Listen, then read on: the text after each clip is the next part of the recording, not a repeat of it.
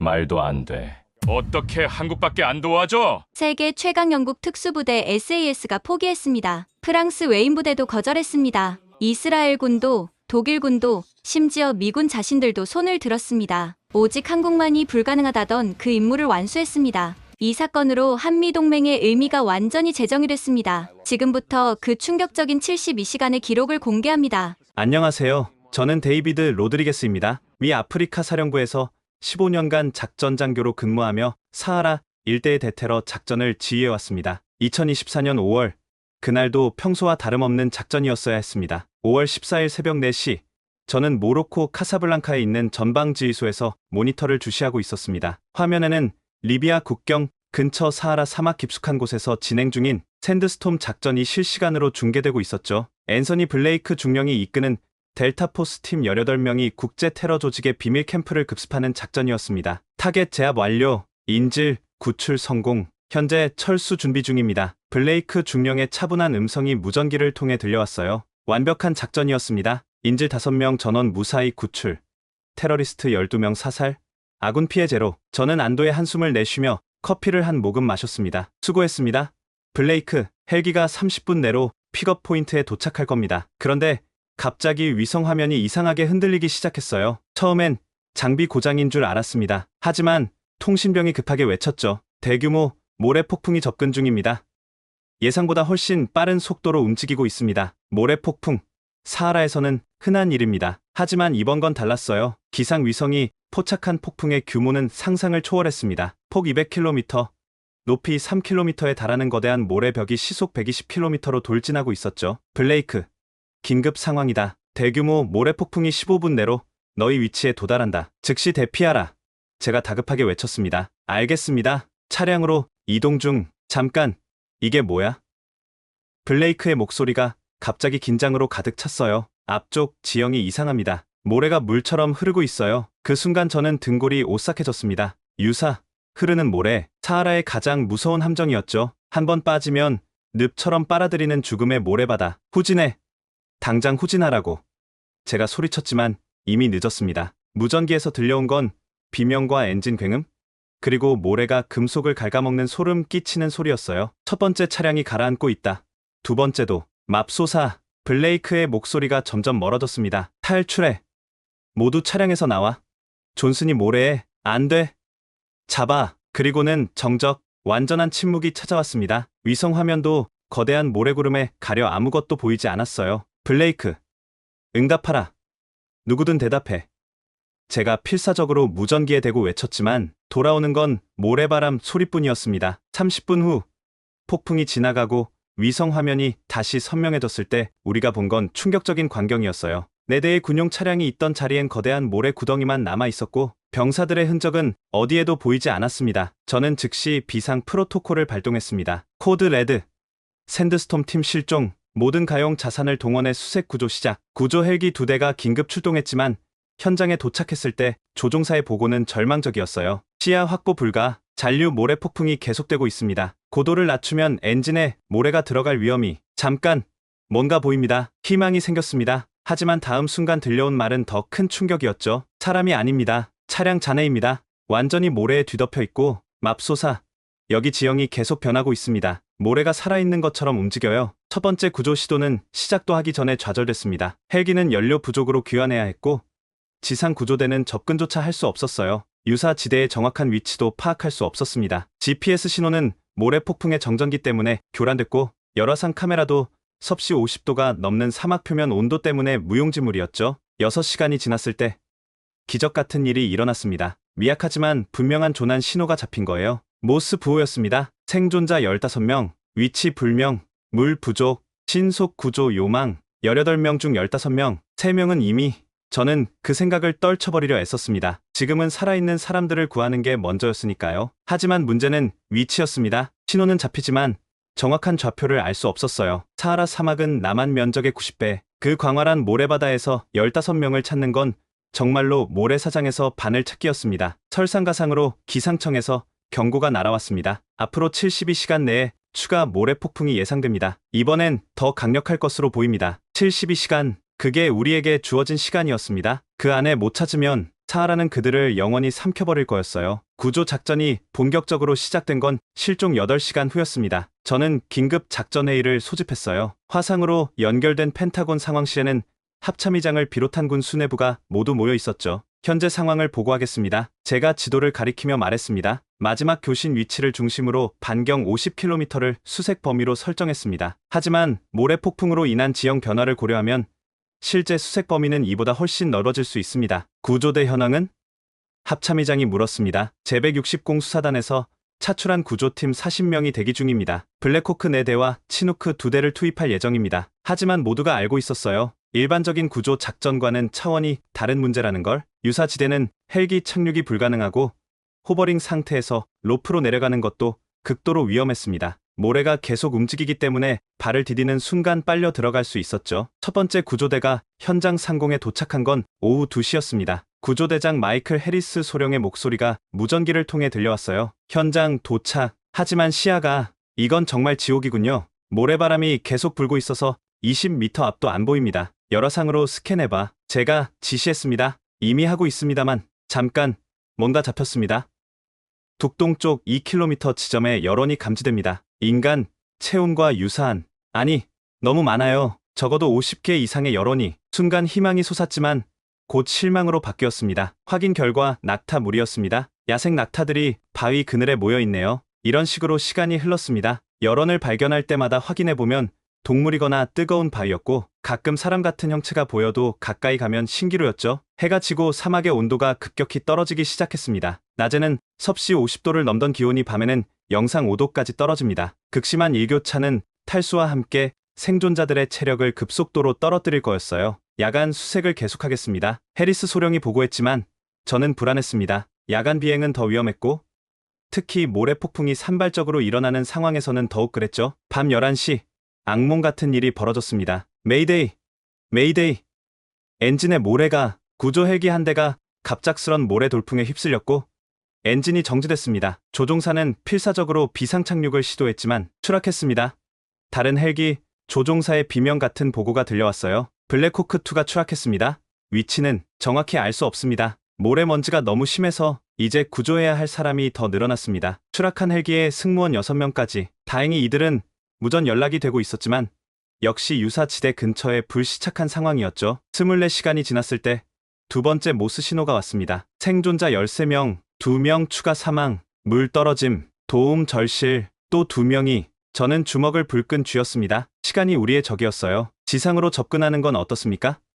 펜타곤에서 누군가 제안했습니다. 이미 시도했습니다. 제가 대답했어요. 하지만 유사지대까지 가는 길이 없습니다. 가장 가까운 도로에서도 150km 이상 떨어져 있고 그마저도 모래에 묻혀 있습니다. 특수 제작된 사막용 차량도 그런 거리를 갈 수 없습니다. 절망적인 분위기가 회의실을 감쌌습니다. 세계 최강 미군이 자국 병사 15명을 구하지 못하고 있다는 현실이 모두를 압도했죠. 새벽 4시 프랑스군으로부터 연락이 왔습니다. 우리가 도울 수 있습니다. 웨인 부대 사하라 전문 부대를 보내겠습니다. 프랑스 웨인 부대. 사하라 사막에서 100년 이상 작전을 수행해온 전설적인 부대였죠. 희망이 다시 살아났습니다. 하지만 12시간 후 그들이 보낸 보고는 충격적이었어요. 접근 불가. 유사지대가 예상보다 훨씬 넓고 불안정합니다. 우리 병사 3명이 모래에 빠졌다가 간신히 구조했습니다. 이건 자살행위입니다. 프랑스군도 포기했습니다. 그들조차 못한다면 대체 누가 할 수 있단 말인가요? 48시간이 지났고 세 번째 신호가 왔습니다. 이번엔 더 약하고 간헐적이었어요. 11명 살아 있다. 또 2명이 사막의 품에 안긴 거였습니다. 이제 시간은 24시간밖에 남지 않았고 추가 모래 폭풍은 점점 가까워지고 있었죠. 프랑스 웨인 부대의 실패 소식이 전해진 직후 펜타곤은 더욱 필사적이 됐습니다. 국방장관이 직접 나서서 전 세계 동맹국들에게 도움을 요청했죠. 가장 먼저 응답한 건 영국이었습니다. 우리 SAS를 보내겠습니다. 사막전 경험이 풍부한 최정예 요원들입니다. 영국 특수공군연대 SAS. 2차 대전 때부터 북아프리카 사막에서 활약한 전설적인 부대였죠. 그들이라면 뭔가 다를 거라고 모두가 기대했습니다. 8시간 후 SAS 팀 24명이 C-130 수송기로 도착했습니다. 팀장 제임스 맥밀란 소령은 자신감에 차 있었어요. 우리는 야간 침투를 시도하겠습니다. 어둠은 우리의 친구니까요. 그들의 계획은 정교했습니다. 최신 야간 투시경과 GPS, 그리고 특수 제작된 사막용 오토바이를 이용해 유사지대 주변을 정찰하고 안전한 통로를 찾아낸다는 거였죠. 자정, SAS 팀이 출발했습니다. 처음엔 순조로워 보였어요. 1km 진입, 지형, 양호, 계속 전진 중. 하지만 새벽 2시경 상황이 급변했습니다. 뭔가 이상합니다. GPS가 완전히 맛이 갔어요. 나침반도 제멋대로 돌고 사하라의 특정 지역에는 강한 자기장 이상 현상이 있었던 겁니다. 모래 속 철분 함량이 높은 곳에서 종종 일어나는 일이었지만 하필 그때 그곳에서 일어날 줄은. 시각적 랜드마크도 없습니다. 모든 방향이 똑같은 모래뿐이고. 잠깐! 이게 뭐야? 맥밀란 소령의 목소리가 긴장으로 가득 찼어요. 우리가 원을 그리며 돌고 있었습니다. 지난 1시간 동안 같은 곳을 맴돌고 있었어요. 이건 불가능한 일인데. 방향 감각을 완전히 잃은 그들은 결국 동이 틀 때까지 제자리에서 기다릴 수밖에 없었습니다. 그리고 날이 밝자 더 큰 문제를 발견했죠. 연료가 바닥났습니다. 돌아갈 수도 없고 우리도 구조가 필요한 상황입니다. 세계 최정예 특수부대가 오히려 조난을 당한 거였어요. 다행히 그들은 유사지대는 피했고 8시간 후 무사히 구조됐지만 또 한 번의 실패였습니다. 이스라엘이 나섰습니다. 우리는 다른 접근을 하겠습니다. 최신 드론 기술을 동원하겠습니다. 이스라엘군은 12대의 정찰 드론과 2대의 대형 수송 드론을 가져왔어요. 그들의 계획은 먼저 드론으로 정확한 위치를 파악하고 수송 드론으로 물과 보급품을 투하한 후 안전한 탈출 경로를 찾는다는 거였죠. 드론이라면 모래 폭풍도 피할 수 있고 유사지대 위도 날 수 있습니다. 이스라엘 팀장 아비 코엔 중령이 자신 있게 말했어요. 하지만 사하라는 그들의 첨단 기술도 비웃었습니다. 섭씨 50도가 넘는 지표 온도는 강력한 상승 기류를 만들었고 드론들은 제어가 불가능할 정도로 요동쳤어요. 게다가 미세한 모래 입자들이 드론의 정밀 기기에 침투하기 시작했죠. 1번 드론 다운, 2번 드론도 신호 두절. 1시간 만에 12대 중 8대가 추락하거나 실종됐습니다. 겨우 4대가 생존자들이 있을 것으로 추정되는 지역을 스캔했지만 드론 카메라로는 구별이 어렵습니다. 모래바람이 시야를 가리고. 잠깐! 신호다! 모스 부호가 잡혔습니다. 4번째 신호였어요. 9명 남음. 또 2명이. 저는 이를 악물었습니다. 시간은 이제 16시간밖에 남지 않았어요. 독일군이 특수장갑차를 제안했지만 유사지대까지 갈 수 없었고 캐나다군이 특수훈련된 수색견을 투입했지만 극심한 더위에 개들이 쓰러졌습니다. 마지막으로 나선 건 호주군이었어요. 그들은 아웃백 사막에서의 경험을 바탕으로 특수 제작된 호버크래프트를 가져왔습니다. 공기 쿠션으로 떠서 움직이니 유사지대도 통과할 수 있을 거라는 계산이었죠. 이론상으로는 완벽합니다. 호주 팀장이 자신 있게 말했어요. 하지만 현실은 달랐습니다. 사하라의 모래는 호주 사막보다 훨씬 고운 입자였고 호버크래프트가 일으킨 바람에 거대한 모래 구름이 만들어졌어요. 시야가 완전히 가려진 상태에서 그들은 바위에 충돌했고 에어 쿠션이 찢어지면서 작전은 실패로 끝났습니다. 60시간이 지났습니다. 이제 12시간밖에 남지 않았어요. 저는 펜타곤 화상회의에서 절망적인 심정으로 보고했습니다. 모든 시도가 실패했습니다. 프랑스, 영국, 이스라엘, 독일, 캐나다, 호주, 세계 최강의 군대들이 모두 포기했습니다. 국방장관의 얼굴이 어두웠어요. 다른 방법은 없나?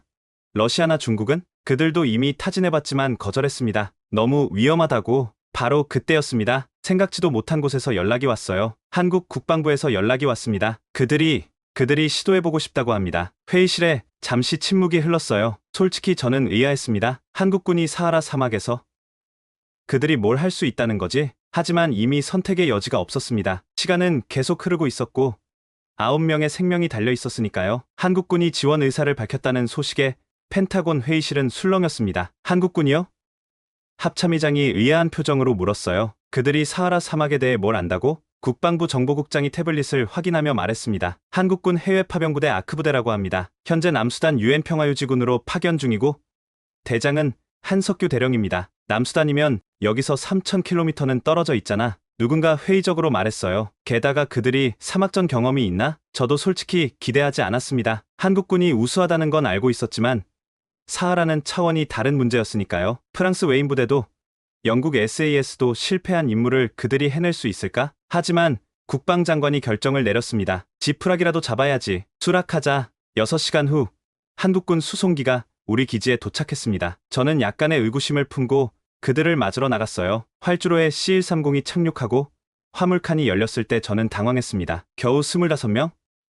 그것도 특수부대처럼 보이지 않는 평범한 군인들이었어요. 게다가 장비도 최신 전자장비는 거의 없고 오히려 구식처럼 보이는 것들이 대부분이었죠. 맨 먼저 내린 사람은 50대 중반의 군인이었습니다. 계급장을 보니 대령이었어요. 키는 그리 크지 않았지만 눈빛에는 뭔가 남다른 깊이가 있었습니다. 한석규 대령입니다. 그가 경례를 하며 유창한 영어로 말했어요. 시간이 없으니 바로 상황을 듣겠습니다. 저는 그를 작전실로 안내하며 지금까지의 경과를 설명했습니다. 놀랍게도 그는 기술적인 세부사항보다는 엉뚱한 질문들을 했어요. 이 지역에 베두인 부족이 있습니까? 네.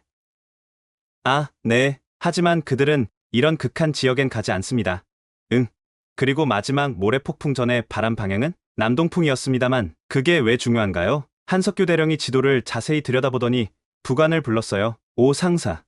이리 와보게. 오태식 상사라고 소개받은 사람은 더욱 특이했습니다. 얼굴이 까맣게 그을려 있었고 눈가에는 깊은 주름이 패여 있었어요. 군인이라기보다는 오랜 세월 야외에서 일한 농부 같았죠. 이 지형 본 적 있는 것 같은데요. 오 상사가 지도를 보며 중얼거렸어요. 15년 전에 리비아 국경에서 봤던 곳하고 비슷하네요. 15년 전이요? 제가 놀라서 물었습니다. 그때 여기 계셨단 말입니까? 오 상사가 쑥스럽게 웃었어요. 파병 근무 중에 이 일대를 좀 돌아다녔습니다. 나중에 안 사실이지만 오태식 상사는 중동 평화유지군으로 파병됐을 때 우연히 베두인 부족을 도와준 일을 계기로 그들과 형제 같은 관계를 맺었다고 합니다. 그 후로도 기회가 있을 때마다 사하라를 찾아 베두인들과 교류했다고 하더군요. 장소령, 지질 분석 좀 해보게. 한 대령이 또 다른 장교를 불렀어요. 장해랑 소령은 30대 초반의 여군 장교였습니다. 그녀가 노트북을 꺼내 뭔가를 확인하더니 말했어요. 이 지역 지질 구조가 특이하네요. 5천년 전엔 호수였던 곳 같습니다. 그래서 지하 깊은 곳에 석회암층이 있고, 아, 이래서 유사지대가 형성됐구나. 무슨 말입니까? 제가 물었어요. 유사는 그냥 생기는 게 아닙니다. 특정 조건이 맞아야 해요. 지하 수맥, 모래 입자 크기, 그리고 밑에 있는 안반 구조까지. 이 데이터를 분석하면 그녀의 손가락이 키보드 위를 날아다녔어요. 저는 점점 이 사람들이 평범하지 않다는 걸 느끼기 시작했습니다. 있었다. 장소령이 화면을 가리켰어요. 여기 보세요. 유사지대가 원형이 아니라 초승달 모양입니다. 그리고 이 부분, 폭이 좁아지는 곳이 있어요. 아마 이곳엔 단단한 안반이 얕게 깔려 있을 겁니다. 그래서요? 사람이 지나갈 수 있는 통로가 있을 수 있다는 얘기죠. 물론 정확한 위치는 현장에 가봐야 알겠지만 한석규 대령이 고개를 끄덕였어요. 좋아. 작전을 짭시다. 우리는 헬기나 차량을 쓰지 않을 겁니다. 네? 저는 귀를 의심했어요. 그럼 어떻게 가신다는 겁니까? 거기까지 200km가 넘는데 그때 창밖으로 이상한 광경이 보였습니다. 한국군 수송기에서 뭔가를 내리고 있었는데 낙타입니까? 저는 눈을 비볐어요. 정확히는 단복 낙타죠. 한 대령이 담담하게 말했습니다. 20마리를 공수해왔습니다. 남수단에서 베두인 친구들이 빌려준 겁니다. 저는 할 말을 잃었습니다. 21세기에 그것도 긴급한 구조 작전의 낙타라니? 낙타는 사막의 배입니다. 오태식 상사가 설명했어요. 시속 6km로 하루 18시간을 쉬지 않고 갈 수 있죠. 물 없이도 일주일을 버티고 모래 폭풍 속에서도 방향을 잃지 않습니다. 무엇보다 그가 미소를 지었어요. 낙타는 유사 근처에서 본능적으로 경계합니다. 안전한 길을 찾는데 도움이 될 거예요. 미군 장교들은 여전히 회의적이었어요. 그래도 너무 느리지 않습니까? 시간이 10시간도 안 남았는데 빠른 게 능사가 아닙니다. 한석규 대령이 창밖을 보며 말했어요. 사막에선 급할수록 돌아가야 합니다. 그게 살아남는 법이죠. 그는 팀원들을 돌아봤습니다. 일몰 후 출발한다. 밤사막은 우리 편이 될 겁니다. 오 상사. 베두인 친구들에게 연락했나? 네. 그들이 중간 지점에서 합류하기로 했습니다. 길 안내를 도와줄 겁니다. 저는 마지막으로 물었어요.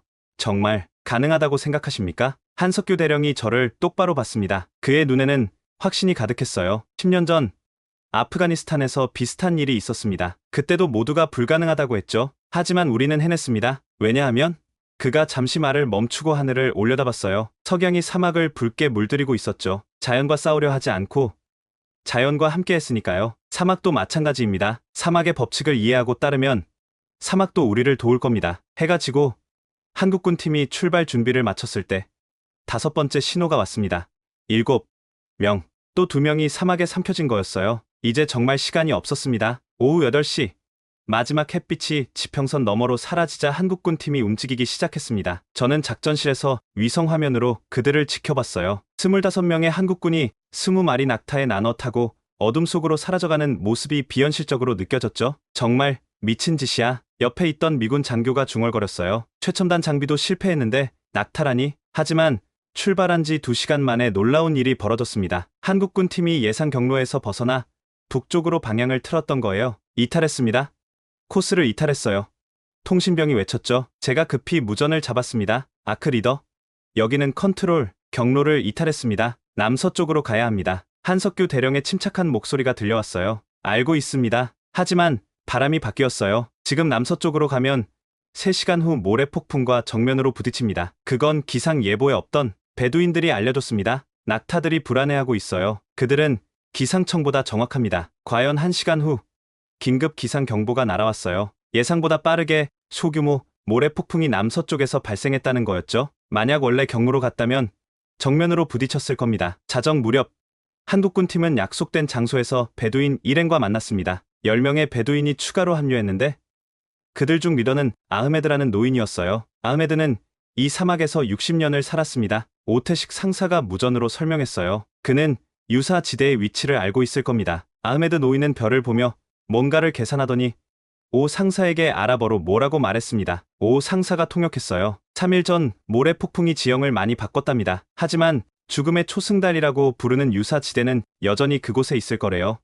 다만 그곳에 가려면 정령들의 길을 지나야 한답니다. 정령들의 길, 베두인들이 부르는 이름이었어요. 밤에만 나타나는 특별한 통로였죠. 낮에는 뜨거운 모래바다지만 밤이 되면 온도차로 인해 모래가 단단해지는 구간이 있었던 겁니다. 새벽 2시, 그들은 유사지대 외곽에 도착했습니다. 하지만 여기서부터가 진짜 문제였어요. 어둠 속에서 15명의 생존자를 어떻게 찾는단 말인가? 조용히 하세요. 갑자기 장애랑 소령이 말했어요. 뭔가 들립니다. 모두가 숨을 죽였습니다. 사막의 정적 속에서 희미하게, 정말 희미하게 무언가가 들렸어요. 금속 소리입니다. 장 소령이 확신에 찬 목소리로 말했어요. 뭔가를 두드리는? 아, 모스 부호예요. 놀랍게도 그녀는 지질학자답게 땅의 진동을 통해 소리를 감지했던 겁니다. 생존자들이 금속 조각으로 바위를 두드려 신호를 보내고 있었고 그 진동이 땅을 통해 전달되고 있었던 거죠. 방향은 북북동, 거리는 한 500m쯤? 하지만 그쪽은 유사지대 한가운데였습니다. 어떻게 접근한단 말인가? 그때 아흐메드 노인이 나섰어요. 그는 주머니에서 길다란 막대기를 꺼냈습니다. 그리고는 맨발로 모래 위를 걷기 시작했죠. 뭐 하는 겁니까? 제가 무전으로 물었어요. 모래 말하기를 듣고 있답니다. 오 상사가 설명했어요. 발가락으로 모래의 밀도를 느끼고 막대기로 깊이를 재면서 안전한 길을 찾는 거죠. 이건 베두인들이 수천 년간 전에 내려온 기술입니다. 아흐메드 노인은 마치 춤을 추듯 느리고 신중하게 움직였어요. 때론 멈춰서 하늘의 별을 올려다보고 때론 무릎을 꿇고 모래를 한 줌 집어 바람에 날려보았죠. 30분이 지났을 때 그가 손을 들었습니다. 길을 찾은 거였어요. 하지만 폭이 좁습니다. 오 상사가 전했어요. 한 줄로 서서 정확히 앞사람 발자국을 따라가야 해요. 30cm만 벗어나도. 한국군 팀은 즉시 구조 장비를 준비했습니다. 하지만 일반적인 들것이나 구조 장비는 너무 무거웠어요. 그러자 그들은 낙타 안장에서 가죽끈을 풀어 즉석 들것을 만들었습니다. 전통 방식이 때론 최고의 방법이죠. 한석규 대령이 말했어요. 드디어 구조대가 움직이기 시작했습니다. 맨 앞엔 아흐메드 노인. 그 뒤를 한국군이 한 줄로 따랐어요. 위성 화면으로 보니 마치 거대한 뱀이 기어가는 것 같았죠. 새벽 3시 30분. 드디어 그들이 생존자들을 발견했습니다. 찾았습니다. 생존자 발견. 하지만 기쁨도 잠시. 상황은 심각했어요. 7명 중 셋은 의식을 잃은 상태였고 나머지도 극도로 쇠약해져 있었죠. 그들은 바위 틈새에 모여 있었는데 주변은 온통 유사로 둘러싸여 있었습니다. 어떻게 여기까지 왔어? 구조대원이 물었어요. 블레이크 중령이 갈라진 목소리로 대답했습니다. 처음엔 15명이었소. 하지만 하나둘 모래가 삼켜갔어. 우린 여기 바위에 매달려 버텼소. 여기만 단단했거든. 한국군 팀은 신속하게 응급처치를 시작했어요. 그런데 그들의 방법이 특이했습니다. 일반적인 수액 대신 뭔가 다른 걸 주고 있었죠. 낙타 젖입니다. 오 상사가 설명했어요. 전해질 균형이 인간에게 거의 완벽하고 체온과 비슷해서 흡수가 빠르죠. 베두인들의 비상약입니다. 놀랍게도 효과는 즉각적이었어요. 의식을 잃었던 병사들이 하나둘 눈을 뜨기 시작했습니다. 하지만 진짜 문제는 이제부터였어요. 어떻게 이들을 유사 지대 밖으로 데리고 나간단 말인가? 특히 부상자들은 걸을 수도 없는 상태였고 우리가 업고 가야죠. 한석규 대령이 단호하게 말했어요. 하지만 그럼 균형을 잃고 그래서 훈련받은 거 아닙니까? 한국군 병사들은 2명씩 조를 짜서 부상자들을 업었어요. 그리고는 다시 그 위태로운 길을 되돌아가기 시작했습니다. 한 발 한 발이 생사를 가르는 순간이었어요. 어둠 속에서 오직 앞사람의 발자국만 보고 걷는다는 건 극도의 집중력이 필요했죠. 게다가 사람을 업고 있으니 더욱 힘들었을 겁니다. 새벽 4시 45분. 마침내 그들이 안전지대에 도착했을 때 모두가 환호했어요. 하지만 한석규 대령은 여전히 긴장을 늦추지 않았습니다. 아직 끝난 게 아닙니다. 여기서 안전한 곳까지는 50km. 그리고 그가 동쪽 하늘을 봤어요. 희미하게 밝아오고 있었죠. 해가 뜨면 온도가 급상승할 겁니다. 서둘러야 해요. 해가 뜨기 시작하자 사막의 온도가 급격히 올라가기 시작했습니다. 새벽 5시에 섭씨 25도였던 기온이 6시가 되자 35도를 넘어섰어요. 이 속도라면 1시간 후엔 45도가 넘을 겁니다. 장해랑 소령이 걱정스럽게 말했어요. 부상자들이 버틸 수 있을까요? 한석규 대령은 주변을 둘러보더니 결정을 내렸습니다. 여기서 쉬어가야겠습니다. 오 상사. 그늘막을 칠 만한 곳이 있나? 오태식 상사가 아흐메드 노인과 뭔가 의논하더니 동쪽을 가리켰어요. 1km쯤 가면 바위 지대가 있답니다. 낙타의 무덤이라고 부르는 곳인데 큰 바위들이 있어서 그늘을 만들 수 있을 거예요. 낙타의 무덤이라 불길한 이름이었지만 선택의 여지가 없었죠. 일행은 서둘러 그곳으로 향했습니다. 도착해보니 정말 특이한 곳이었어요. 거대한 바위들이 마치 무덤처럼 솟아 있었는데 그 사이사이에 깊은 그늘이 드리워져 있었죠. 그런데 장해랑 소령이 바위를 살펴보더니 놀라운 걸 발견했습니다. 이 바위들 자연적으로 생긴 게 아니에요. 그녀가 바위 표면을 쓸어내리며 말했어요. 여기 보세요. 인공적으로 다듬은 흔적이 있어요. 아마 수천 년 전. 지금 고고학할 때가 아니잖아.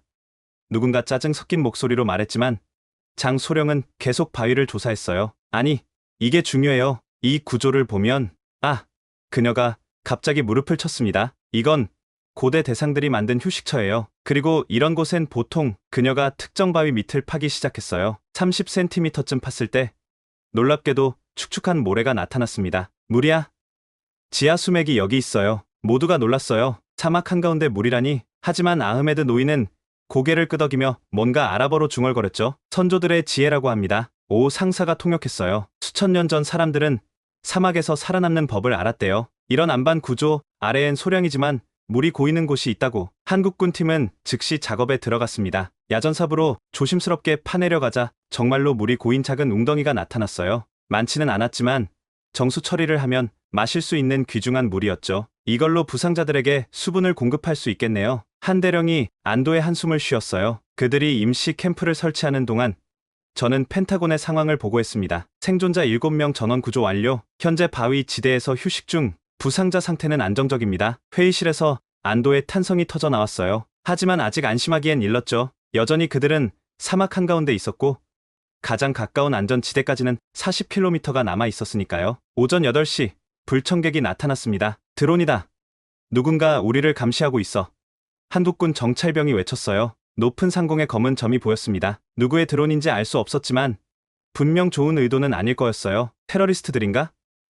블레이크 중령이 걱정스럽게 물었어요. 한석규 대령은 침착했습니다. 누구든 간에 우리 위치가 노출됐어요. 움직여야 합니다. 하지만 한낮에 사막을 횡단한다는 건 자살행위였어요. 기온은 이미 48도를 넘어서고 있었고 부상자들은 여전히 쇠약한 상태였죠. 그때 장해랑 소령이 또 다른 발견을 했습니다. 여기 이상한 게 있어요. 그녀가 바위 틈새를 가리켰어요. 바람이 나오고 있어요. 시원한 바람이. 조사해보니 바위 아래로 좁은 통로가 있었습니다. 너무 좁아서 사람이 겨우 기어갈 정도였지만 안에서 서늘한 공기가 흘러나오고 있었어요. 동굴인가? 아니에요. 이건 용암 튜브예요. 장소령이 흥분했어요. 수만 년 전 화산 활동으로 만들어진 지하 통로죠. 이게 연결되어 있다면. 그녀가 지도와 지질 데이터를 대조해보더니 눈을 빛냈습니다. 맞아요. 이 용암 튜브는 북쪽으로 약 8km 연결되어 있을 거예요. 그쪽 끝은 와디. 그러니까 마른 강바닥과 연결되어 지하 통로를 이용한다. 위험하지만 드론의 감시를 피하고 뜨거운 햇빛도 피할 수 있는 방법이었어요. 하지만 너무 좁아요. 누군가 우려했죠. 부상자들을 어떻게. 그래서 우리가 있는 거 아닙니까? 한국군 병사 하나가 말했어요. 좁은 곳은 우리 전문이죠. 땅굴 훈련 많이 했잖아요. 한국군의 특성상 북한의 땅굴에 대비한 훈련을 많이 한다는 걸 저도 알고 있었습니다. 그게 이런 곳에서 도움이 될 줄이야. 탐색조가 먼저 들어갔습니다. 30분 후 그들이 무전으로 보고했어요. 통과 가능합니다. 중간에 넓은 공간도 있고 놀라운 게 있어요. 벽화가 있습니다. 고대 벽화? 저는 믿기지 않았지만 그들이 보낸 사진을 보고 놀랐어요. 동굴 벽면에 낙타와 사람들이 그려져 있었고 물결 무늬 같은 것도 있었죠. 이건 고대 교역로였어요. 장소령이 설명했어요. 사하라가 지금처럼 완전한 사막이 되기 전 여기도 교역로였던 거죠. 상인들이 더위를 피해 이 통로를 이용했던 것 같아요. 결국 그들은 지하 통로로 이동하기로 결정했습니다. 부상자들을 들것에 실어 조심스럽게 옮기기 시작했어요. 통로는 정말 좁았습니다. 어떤 곳은 배를 깔고 기어가야 할 정도였죠. 하지만 한국군 병사들은 놀라운 팀워크를 보여줬어요. 앞사람이 뒤에 오는 사람을 위해 통로를 정리하고 서로를 밀고 당기며 전진했습니다. 2시간에 걸친 힘든 이동 끝에 그들은 넓은 공간에 도착했어요. 그곳은 마치 지하 성당 같았습니다. 높이가 10m는 되어 보였고 천장에는 작은 구멍들이 있어 희미한 빛이 들어왔죠. 여기서 잠시 쉬어가죠. 한 대령이 말했어요. 그런데 그때 밖에서 폭발음이 들렸습니다. 둔탁한 소리가 지하까지 울려왔어요. 뭐야? 박격포 소리 같은데. 블레이크 중령이 긴장했어요. 무전기에서 한국군 정찰병의 다급한 목소리가 들렸습니다. 적 발견. 무장 세력 약 30명이 우리가 있던 바위 지대를 수색 중입니다. 테러리스트들이었어요. 그들도 미군 생존자들을 찾고 있었던 거죠. 포로로 잡거나 더 나쁜 목적으로. 통로 입구는? 한 대령이 물었어요. 아직 발견 못한 것 같습니다. 하지만 시간 문제일 거예요. 일행은 서둘러 이동을 재개했습니다. 하지만 통로는 점점 복잡해졌어요. 갈래길이 나타나고 어느 쪽이 맞는 길인지 알 수 없었죠. 그때 오태식 상사가 나섰습니다. 바람을 따라가면 됩니다. 출구 쪽에서 불어오는 바람이 있을 거예요. 그는 손에 침을 묻혀 들어 올리며 미세한 바람의 방향을 감지했어요. 원시적인 방법이었지만 가장 확실한 방법이기도 했죠. 또 한 시간을 이동한 끝에 드디어 밝은 빛이 보이기 시작했습니다. 출구가 가까웠어요. 하지만 밖으로 나가자 새로운 문제가 기다리고 있었습니다. 그들이 나온 곳은 깊은 계곡이었고 양쪽은 가파른 절벽이었어요. 그리고 계곡 입구 쪽에서 저건 테러리스트들이 오고 있어. 먼지 구름과 함께 차량들이 접근하고 있었습니다. 뒤쫓아온 게 아니라 우연히 이쪽으로 오고 있었던 것 같았지만 어쨌든 퇴로가 막힌 셈이었어요. 어떻게 하죠? 블레이크가 물었어요. 한석규 대령은 계곡 위쪽을 올려다봤습니다. 그리고는 놀라운 결정을 내렸어요. 올라갑니다. 뭐라고요? 이 절벽을? 다른 방법이 없어요. 그리고 그가 미소를 지었어요. 한국 산악부대가 괜히 있는 게 아닙니다. 절벽을 올라간다는 한석규 대령의 말에 모두가 당황했습니다. 높이가 적어도 50m는 되어 보이는 수직 암벽이었어요. 게다가 부상자들도 있는 상황에서 이건 불가능해요. 블레이크 중령이 고개를 저었죠. 장비도 없고 부상자들은 어떻게? 하지만 한국군 병사들은 이미 움직이고 있었습니다. 그들은 배낭에서 로프와 각종 등반 장비를 꺼냈어요. 준비된 장비는 많지 않았지만 있는 것만으로도 뭔가를 시도하려는 것 같았죠. 박 중사, 김 중사, 선등반 준비. 한 대령이 지시했어요. 2명의 한국군 병사가 나섰습니다. 그들은 최소한의 장비만 갖고 맨손으로 절벽을 오르기 시작했어요. 저 사람들 뭐야? 미군 병사 하나가 놀라서 중얼거렸죠. 나중에 안 사실이지만 한국군 특수부대는 험준한 한국 산악 지형에서 극한 등반 훈련을 받는다고 합니다. 그들에게 이 정도 절벽은 충분히 오를 만한 수준이었던 거예요. 15분 만에 선등반조가 정상에 도달했습니다. 그들은 로프를 고정하고 아래로 내렸어요. 이제 다른 사람들도 올라갈 수 있게 된 거죠. 하지만 여전히 문제는 부상자들이었습니다. 의식이 없는 사람도 있었고 팔다리를 쓸 수 없는 사람도 있었죠. 즉석 도르래를 만들어야겠네요. 장혜랑 소령이 주변을 둘러보며 말했어요. 그녀의 지시에 따라 한국군은 있는 장비를 총동원해 가니 도르래 시스템을 만들었습니다. 베두인들이 가져온 낙타 안장과 가죽끈까지 활용했죠. 이론상으로는 가능해요. 장소령이 계산을 마치고 말했어요. 3명이 위에서 당기고 2명이 아래서 보조하면. 시간이 촉박했습니다. 계곡 입구에서 엔진 소리가 점점 가까워지고 있었어요. 서둘러! 한 대령이 외쳤습니다. 첫 번째 부상자가 들것에 실려 올라가기 시작했어요. 한국군 병사들이 위에서 당기고 아래서는 들것이 바위에 부딪히지 않도록 조심스럽게 밀었습니다. 조심! 오른쪽으로 기울어져요. 잡았어. 계속 올려. 팽팽한 긴장 속에서 구조 작업이 진행됐어요. 1명, 2명, 부상자들이 하나씩 절벽 위로 올라갔습니다. 4번째 부상자를 올리던 중 로프 하나가 바위에 쓸려 끊어질 위기에 처했어요. 로프가 닳고 있어. 누군가 소리쳤죠. 순간 한국군 병사 하나가 자기 벨트를 풀어 로프에 감았습니다. 가죽 벨트가 로프와 바위 사이에서 완충 역할을 한 거예요. 작은 기지였지만 그게 생명을 구했죠. 마지막 부상자가 올라갔을 때 계곡 아래서 총성이 울렸습니다. 테러리스트들이 도착한 거였어요. 빨리! 모두 올라와! 남은 사람들이 서둘러 로프를 타고 오르기 시작했어요. 총알이 주변 바위를 때렸지만 다행히 각도상 직접 맞출 수는 없었죠. 그런데 문제가 생겼습니다. 마지막에 오르던 오태식 상사가 올라오다가 미끄러진 거예요. 오 상사! 그가 필사적으로 바위를 붙잡으려 했지만 손가락이 미끄러졌어요. 그 순간 아흐메드 노인이 놀라운 속도로 움직였습니다. 그는 자신의 터번을 풀어 아래로 던졌고 오 상사가 그걸 잡았어요. 60이 넘은 노인이 믿기지 않는 힘으로 오 상사를 끌어올렸죠. 하킴 알라. 아흐메드가 숨을 헐떡이며 중얼거렸어요. 신의 뜻이라는 의미였죠. 모두가 절벽 위에 올라섰을 때 아래서는 테러리스트들이 분노에 찬 고함을 지르고 있었어요. 하지만 그들은 올라올 방법이 없었죠. 이제 어디로 가죠? 블레이크가 물었어요. 한석규 대령이 북쪽을 가리켰습니다. 저기 보이는 고원 너머에 연합군 전초기지가 있을 겁니다. 한 20km쯤? 20km, 평소라면 쉬운 거리지만 지친 상태에서 부상자들을 데리고 가기엔 만만치 않은 거리였어요. 하지만 희망이 보였습니다. 생존자 7명을 구했고 추락한 헬기 승무원 6명도 함께였어요. 모두 13명, 기적적으로 모두 살아있었죠. 오후 4시, 그들이 고원을 반쯤 지났을 때 하늘에서 헬기 소리가 들렸어요. 우리 편이에요. 누군가 외쳤습니다. 미군 블랙호크 2대가 낮게 날아왔어요. 구조 신호를 확인한 그들은 즉시 착륙 준비를 했죠. 여기는 레스큐1, 시각 확인했다. 착륙 지점 확보 바란다. 한국군은 신속하게 착륙 지점을 정리했어요. 그리고 마침내, 정말 마침내 헬기가 착륙했습니다. 부상자들이 먼저 헬기에 실렸어요. 블레이크 중령이 헬기에 오르기 전 한석규 대령에게 다가왔습니다. 대령님, 그는 말을 잇지 못하고 그저 경례를 했어요. 눈가에 눈물이 맺혀 있었죠. 임무를 완수했을 뿐입니다. 한 대령이 경례를 받으며 말했어요. 오태식 상사는 아흐메드 노인과 작별 인사를 나누고 있었어요. 두 사람은 굳게 포옹했죠. 인샬라. 다시 만날 거예요. 아흐메드가 말했어요. 인샬라.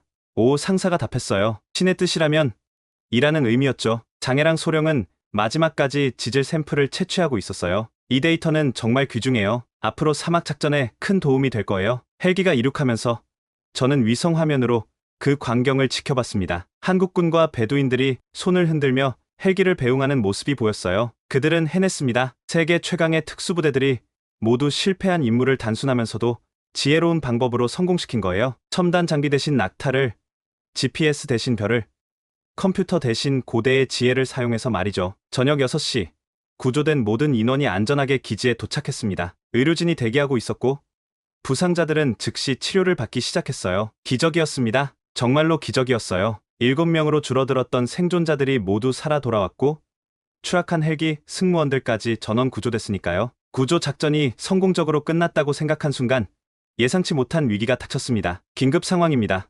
통신병이 다급하게 외쳤어요. 한국군 팀이 기지로 복귀하던 중 대규모 적과 조우했습니다. 저는 즉시 상황실로 달려갔어요. 위성 화면에는 충격적인 장면이 펼쳐지고 있었죠. 한국군과 베두인 일행을 테러리스트 차량 10여 대가 포위하고 있었던 겁니다. 어떻게 된 거야? 아마 헬기를 추적했거나 애초부터 이동 경로를 예상하고 매복했던 것 같습니다. 한석규 대령의 목소리가 무전으로 들려왔어요. 적 병력 약 80명, 중화기로 무장, 현재 바위 뒤에 엄폐 중이나 포위됐습니다. 80대 25, 게다가 한국군은 구조 작전을 위해 왔기에 중화기가 없었어요. 소총과 소량의 탄약뿐이었죠. 항공 지원을 보내겠다. 제가 말했지만 한 대령의 대답은 예상 밖이었어요. 시간이 없습니다. 그리고 여기 베두인 민간인들도 있어요. 무차별 공격은 안 됩니다. 맞았어요. 아흐메드와 베두인들이 함께 있었죠. 그들을 위험에 빠뜨릴 수는 없었습니다. 그럼 어떻게 우리가 해결하겠습니다. 잠시만 기다려 주십시오. 한 대령이 뭔가 계획이 있는 것 같았어요. 하지만 도대체 어떻게? 15분 후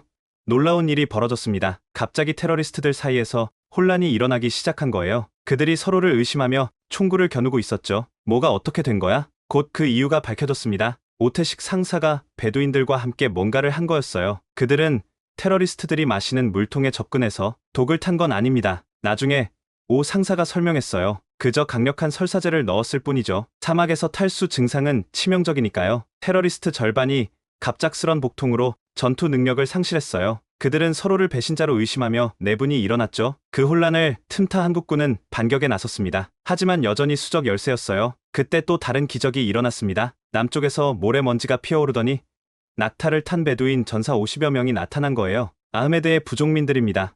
오 상사가 외쳤어요. 알고 보니 아흐메드가 미리 자기 부족에게 연락을 해뒀던 거였어요. 그들의 은인을 구하러 온 거죠. 베두인들의 전투 방식은 독특했습니다. 그들은 낙타를 타고 질주하며 정확한 사격을 가했어요. 수백 년간 사막에서 살아온 그들에게 이런 전투는 익숙한 일이었죠. 좌측 돌파구가 열렸습니다. 한국군 정찰병이 보고했어요. 지금이다. 이동. 한국군과 베두인들이 일사불란하게 움직였어요. 한국군이 엄호 사격을 하는 동안 베두인들이 낙타로 길을 열었죠. 하지만 테러리스트들도 필사적이었습니다. 그들은 차량으로 추격해왔어요. RPG다. 누군가 외쳤어요. 로켓포가 날아왔지만 놀랍게도 빗나갔습니다. 아니, 정확히는 빗나간 게 아니었어요. 모래바람이다. 장해랑 소령의 예측대로 오후 5시경 강한 모래바람이 불기 시작한 거였어요. 시야를 가리는 모래 구름이 천연 연막이 되어졌죠. 바람을 등지고 가세요. 장소령이 외쳤어요. 이 바람은 1시간은 지속될 거예요. 그들은 모래바람을 방패 삼아 북쪽으로 질주했습니다. 테러리스트들은 시야를 잃고 엉뚱한 방향으로 총을 쐈어요. 30분 후 그들은 안전지대에 도달했습니다. 미군 전초기지가 보이자 테러리스트들은 추격을 포기했어요. 전원 무사합니다. 한 대령이 보고했을 때 저는 안도의 한숨을 내쉬었어요. 하지만 이야기는 여기서 끝이 아니었습니다. 그날 밤 구조된 미군들의 디브리핑 과정에서 충격적인 사실이 밝혀졌어요. 그들이 왜 그 위험한 지역에 있었는지, 그리고 왜 테러리스트들이 그토록 필사적으로 그들을 쫓았는지 블레이크 중령이 고백했습니다. 우리는 단순한 인질 구출이 아니었습니다. 테러 조직의 핵심 인물을 제거하는 임무였죠. 그리고 그는 잠시 말을 멈췄다가 이어갔어요. 우리가 확보한 정보가 있습니다. 테러 조직이 이 지역 어딘가에 화학무기를 숨겨뒀다는 그 위치를 아는 사람을 우리가 잡았었어요. 그래서였구나. 테러리스트들이 그토록 필사적이었던 이유가. 그 사람은 어디에? 제가 물었어요. 살아있습니다. 부상자 중 한 명으로 위장시켰죠. 한국군도 모르게. 저는 놀랐어요. 그 위험한 작전 내내 그런 중요한 인물이 함께 있었다니. 이제 그 정보로 화학무기를 찾을 수 있겠군요.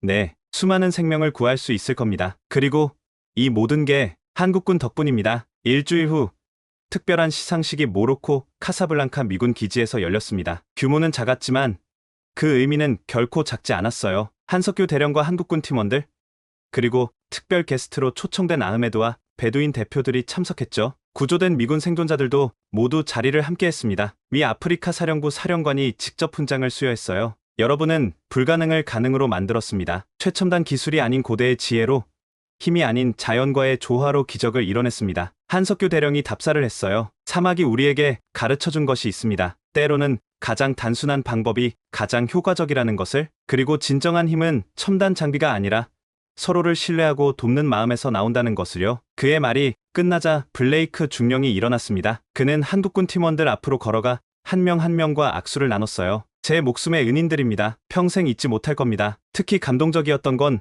오태식 상사와 아흐메드의 우정이었어요. 아흐메드는 오 상사에게 특별한 선물을 했는데 그것은 대대로 내려온 베두인 족장의 단검이었습니다. 이제 당신은 우리 부족의 명예 전사입니다. 아흐메드가 말했어요. 장해랑 소령은 이번 작전을 통해 수집한 지질 데이터를 미군과 공유했습니다. 이 데이터는 앞으로 사하라 지역 작전에 혁명적인 변화를 가져올 겁니다. 유사지대 예측, 지하수맥 위치, 그리고 고대 통로들의 위치까지 수많은 생명을 구할 수 있을 거예요. 시상식이 끝난 후 저는 한석규 대령과 따로 이야기를 나눴습니다. 어떻게 그런 결정들을 내릴 수 있었습니까?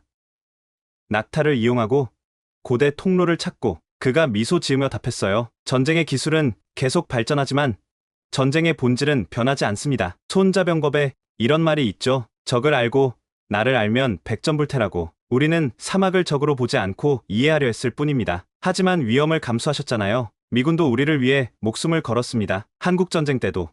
그 이후에도 계속요. 이번엔 우리가 보답할 차례였죠. 그의 말에 저는 가슴이 뜨거워졌습니다. 동맹이란 바로 이런 것이구나 싶었어요. 며칠 후 블레이크 중령이 제공한 정보로 테러 조직의 화학무기 저장고가 발견됐습니다. 수톤에 달하는 치명적인 화학무기가 압수됐고 수많은 생명을 구할 수 있었죠. 이 작전의 성공은 미군의 사막전 교리에도 큰 영향을 미쳤습니다. 첨단 기술 일변도에서 벗어나 현지 문화와 전통적 지혜를 활용하는 방향으로 변화하기 시작했어요. 한 달 후 저는 특별한 소식을 들었습니다. 한국군 아크부대와 미군 특수부대 간의 합동훈련이 정례화되기로 했다는 거였어요. 그리고 그 첫 훈련 장소는 다름 아닌 사하라 사막이었죠. 오태식 상사는 베두인 부족과의 연락 장교로 임명됐고 장해랑 소령은 미군 지질 전문가들과 공동 연구를 시작했습니다. 무엇보다 이번 사건은 한미동맹의 의미를 되새기게 했어요. 동맹이란 단순히 큰 나라가 작은 나라를 보호하는 게 아니라 서로의 강점으로 서로의 약점을 보완하는 관계라는 걸 보여준 거죠. 지금도 어딘가에서는 한국군과 미군이 함께 훈련하고 있을 겁니다. 서로에게서 배우며 더 강한 동맹이 되어가고 있겠죠. 그리고 사하라 사막 어딘가에서는 아흐메드와 그의 부족이 밤하늘의 별을 보며 그날의 이야기를 전하고 있을 거예요. 동방에서 온 전사들이 불가능을 가능으로 만든 이야기를 말이죠. 지금까지 사하라 사막에서 일어난 기적 같은 구조 작전 이야기 어떠셨나요? 세계 최강의 군대들이 모두 포기한 상황에서 한국군이 보여준 지혜와 용기, 최첨단 기술보다 오래된 지혜가 힘보다 자연과의 조화가 더 큰 힘을 발휘할 수 있다는 걸 보여준 사건이었습니다. 무엇보다 진정한 동맹이란 서로의 부족함을 채워주고 가장 어려운 순간에 기꺼이 위험을 감수하는 관계라는 걸 다시 한번 확인시켜준 일이었죠. 이런 한국군의 숨겨진 활약상을 더 많은 사람들이 알 수 있도록 이 이야기를 공유해주세요. 우리가 얼마나 자랑스러운 일들을 해내고 있는지 전 세계가 알아야 합니다. 영상이 도움이 되셨다면 구독과 좋아요 부탁드립니다. 다음에도 더 놀라운 이야기로 찾아뵙겠습니다. 지금까지 코리아 원더풀이었습니다. 감사합니다. 선생님, 일본의 거짓말은 언제까지입니까? 강의실이 얼어붙었습니다. 우리는 계속 쏟고 있었습니다. 한 여학생의 용기가 70년 일본 정부의 침묵을 깨트렸습니다. 도쿄대학교가 긴급 기자회견을 열었고 일본 문부성은 즉각 성명을 발표했습니다. 오늘 그 여학생의 생생한 증언을 단독 공개합니다. 영상 시작 전 일본과 한국의 진정한 화해를 위해 노력하는 나오코를 응원하는 구독과 좋아요 부탁드립니다. 안녕하세요. 저는 일본에서 태어나 일본에서 자란 나오코입니다. 저희 부모님은 국제 결혼을 하셨어요. 아버지는 일본인 다이스케이고 어머니는 한국인시고 성함은 최지은이세요. 대학 때 일본으로 유학을 온 어머니께 아버지가 첫눈에 반해서 오랜 구애 끝에 두 분은 결혼하셨어요. 저는 일본에서 태어났기 때문에 일본에서 유치원과 초등학교를 다녔어요. 어머니는 고등학교 때까지는 한국에서 살다 성인이 되어서 일본에서 정착하여 살고 계시지만 어머니의 친정인 외가는 한국에 있어요. 제가 초등학교 입학하기 전에는 부모님과 함께 몇 번 한국인 외가에 잠시 방문한 적이 있었지만 초등학교에 입학한 이후로는 한국을 가보지 못했어서 어린 시절 한국에 대한 기억은 많이 없어요. 하지만 어머니께 한국어를 배우고 한국에 대한 많은 얘기를 들어서 한국이란 나라를 좋아해요. 제 피의 반은 한국인이니 더 한국이 친근하다는 생각이 들었나 봐요. 하지만 저는 일본에서 태어나고 자랐기 때문에 제가 한국인이라는 생각은 전혀 들지 않았어요. 저는 다른 친구들보다 키도 크고 피부도 하얗고 치아도 고르게 났는데 그걸 제외하면 외향이 다르지 않아서 친구들도 제가 혼혈이라는 걸 잘 몰랐던 것 같아요. 그러던 어느 날 초등학교를 다니던 제게 작은 사건이 하나 일어나게 되었어요. 그날은 학교에서 한국과 관련된 역사를 가르치는 수업을 듣게 된 날이었죠. 야마다 선생님은 한국은 정말 세계에서 손꼽힐 정도의 빈민 국가였는데 지금은 굉장히 발전한 선진국 중 하나라고 말씀하셨어요. 그러고는 일본이 한국에게 굉장히 많은 도움을 주었기 때문에 한국이 지금처럼 발전할 수 있다는 것을 말씀해 주셨어요. 나오코, 알고 있니? 과거 우리 일본이 한국의 발전을 위해 많은 노력을 했단다. 야마다 선생님은 교실 앞에 서서 자신감 넘치는 목소리로 말씀하셨어요. 선생님은 프로젝터에 한국의 과거와 현재 모습을 비교하는 사진들을 띄우셨죠. 보세요, 학생들. 한국은 과거에 이렇게 가난했지만 지금은 발전된 나라가 되었어요. 이건 모두 우리 일본의 도움 덕분이랍니다. 선생님의 말씀을 들으며 저는 신기함과 자부심을 동시에 느꼈어요. 그때까지 저는 어머니의 나라인 한국에 대해 깊이 생각해 본 적이 없었거든요. 때때로 어머니가 한국 음식을 만들어 주시고 한국어로 말씀하실 때면 그저 엄마의 고향 문화구나 싶었을 뿐이었죠. 일제강점기 동안 일본이 한국의 근대화를 돕고 경제적, 사회적으로 발전할 수 있게 도와주었다는 것을 처음으로 알게 되었고 수업을 들으며 정말 즐거웠어요. 아버지의 나라가 어머니의 나라를 도왔다니 어린 마음에 뿌듯하다는 생각이 들어서 집에 가서 어머니께 제가 배운 역사 공부를 신이 나서 말했죠. 엄마, 오늘 역사 시간에 일본이 한국을 도와준 이야기를 배웠어요. 일본이 한국에 도로도 만들어주고 학교도 지어주고 그래서 지금의 한국이 될 수 있대요. 정말 대단하지 않아요? 저는 현관문을 열자마자 책가방도 내려놓지 않은 채 어머니에게 달려가 외쳤어요. 저는 신나서 말했지만 왜인지 어머니의 표정이 안 좋으셨고 제 말을 듣자마자 교과서를 펼쳐보시고는 무서운 표정을 지으셨어요. 어머니의 얼굴이 순식간에 굳어지고 평소에 볼 수 없던 차가운 눈빛으로 교과서를 뚫어지게 보셨죠. 그런 어머니의 무서운 표정은 처음 보았기 때문에 저도 모르게 움츠러들 정도였죠. 어머니는 긴장하고 있는 저를 바라보시더니 제게 잠시 와서 앉으라고 말씀하셨어요. 나오코, 이리 와서 앉자. 어머니의 목소리는 평소와 달리 무척 진지했어요. 저는 어머니가 무슨 말을 하실지 두려워 손가락을 꼬며 소파에 앉았죠. 그렇게 어머니 앞에 앉았는데 어머니는 일제강점기 시절에 많은 한국인들이 일본으로 인해 희생되었다는 말씀을 한참 동안이나 해주셨죠. 어머니는 일본이 한국의 독립을 빼앗고 자원을 약탈하고 수많은 한국인들을 강제 노동에 동원했으며 심지어 많은 여성들이 위안부로 끌려갔다는 이야기를 천천히 하지만 단호하게 들려주셨어요. 어머니는 외할아버지의 형제가 강제징용으로 끌려가 돌아오지 못했던 이야기, 외할머니의 사촌이 일본군에게 고통받았던 이야기를 들려주셨어요. 저는 이런 이야기를 들어본 적이 없었기에 그저 입을 다물고 들을 수밖에 없었죠. 선생님이 가르쳐 준 것은 진실의 일부분일 뿐이야. 역사는 항상 두 면이 있단다. 일본이 한국의 근대적 시설을 만든 것은 사실이지만 그건 한국을 더 잘 지배하고 한국의 자원을 가져가기 위한 것이었어. 그리고 그 과정에서 많은 한국인들이 고통받았단다. 믿을 수 없는 사실을 듣고 처음에는 충격을 받았지만 믿고 싶지 않아서였을까요? 어머니가 말씀해 주신 사실을 금방 머릿속에서 지워버리게 되었어요.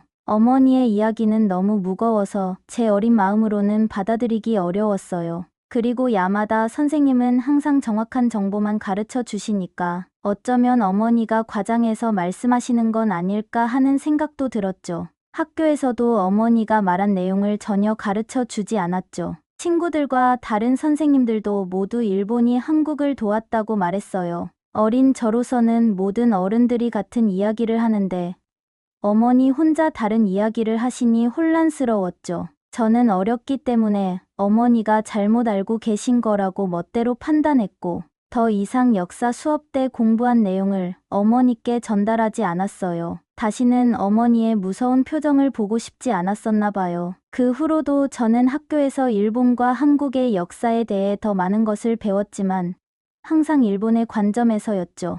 일본이 한국을 식민 지배한 것은 결국 한국을 위한 일이었다는 내용이 반복되었고 저는 그걸 의심 없이 받아들였어요. 때때로 어머니의 말씀이 떠오르기도 했지만 그때마다 저는 그 생각을 밀어냈죠. 아마도 제가 일본에서 태어나고 자란 일본인이기 때문에 일본 편에 서고 싶었던 것 같아요. 초등학교 6년 내내 저는 어머니와 역사 이야기를 하지 않았어요. 대신 학교 생활, 친구들과의 이야기, 좋아하는 만화와 음악에 대해 이야기했죠. 어머니도 더 이상 그 주제를 꺼내지 않으셨어요. 그렇게 우리 사이에는 묘한 벽이 생겼고 지금 생각해보면 그때부터 어머니는 저를 한국으로 유학 보낼 계획을 세우셨던 것 같아요. 그렇게 일본에서 초등학교를 마치고 중학교 진학을 앞두고 있었는데 제가 중학교를 진학하기 전 아버지와 어머니가 자주 다투었어요. 어머니는 저를 한국에서 중학교 교육을 시키고 싶어 하셨고 아버지는 반대하셨죠.